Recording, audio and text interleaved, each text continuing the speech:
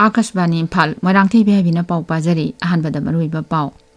Imphal Jiribam Lambigi Nung Dalal da Lambi Pakthokpagi Ching Kakpada Bom Pakhairakpadagi Sinmi ama Leikidre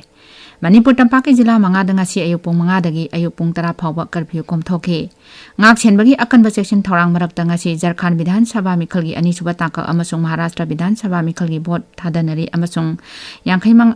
manga suba International Film Festival of India AP ngasi numidang wairam gawada horagani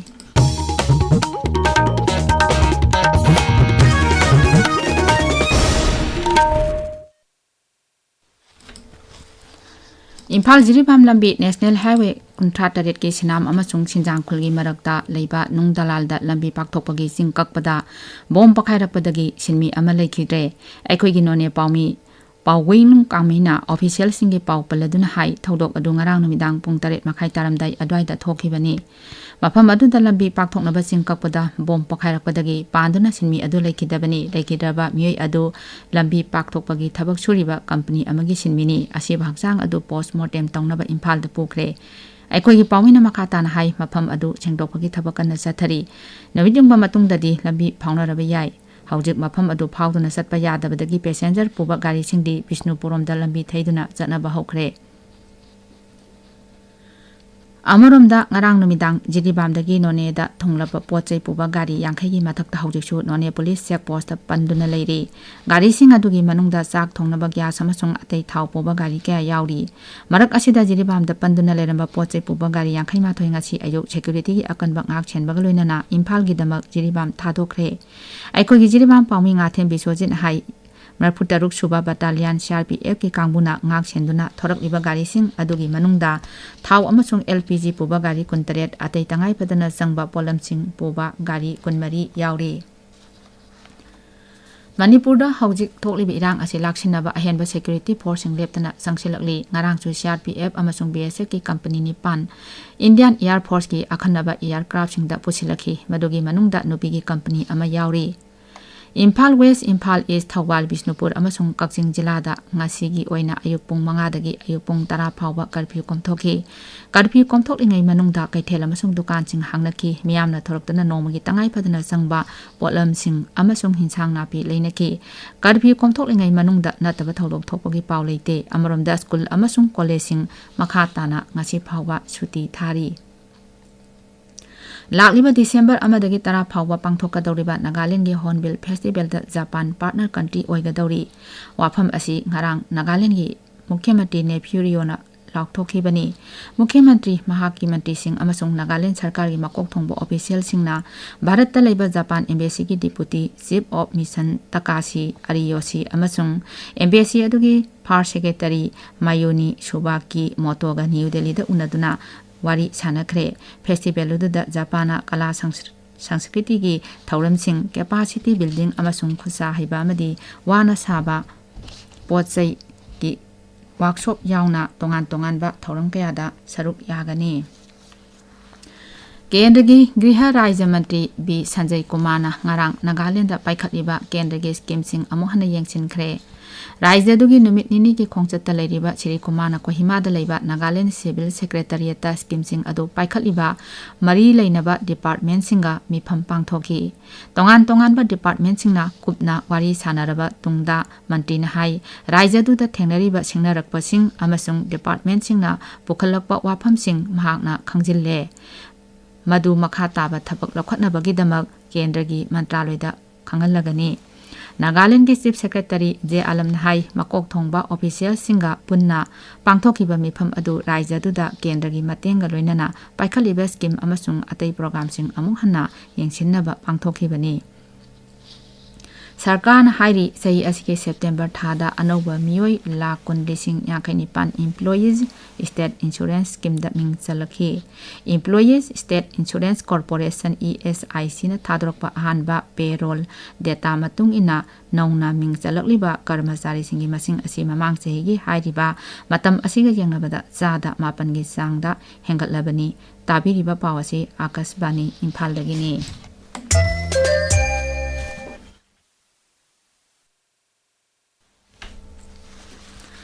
ngak senbagi akanba section thorang marak tangasi Jharkhand Vidhan Sabha mikhalgi ani suba tangkak amasung Maharashtra Vidhan Sabha mikhalgi bot thadanari Jharkhand jila tarani thogi Vidhan Sabha kendra kuntrani palda bot thadanari ayuk pung taretagi bot thadaba hauki nungtil pung manga phawba thadanagani adubu nakslaina khulingba bot kuntra ma thoidadi security gi oiba maramdagi nungtil pung marida bot thadaba loisingani tangkak asida mirep janga kuni pana lamba thengnari Jharkhand ge chief electoral officer ke Ravi Kumar na voter singda aki balaitana ningtamna bot thadanaba appeal tawri mikhal sumna masung ningtamna pangthokpa ngamnaba ngak senbagi akanba section thorang lokhatli polling booth khudingmakta central paramilitary force ki jawan sing thamduna ngak seli naron da mi changlakpa amasung samaj gi mayokta leiba mioi sing changlakpa thingnaba Bihar gi amadi nongchup Bengal ga tainaba ngangkhai sing thingjinduna punna operation chathari athu akai gi thabakta tengbang nanaba helicopter sing sijinnari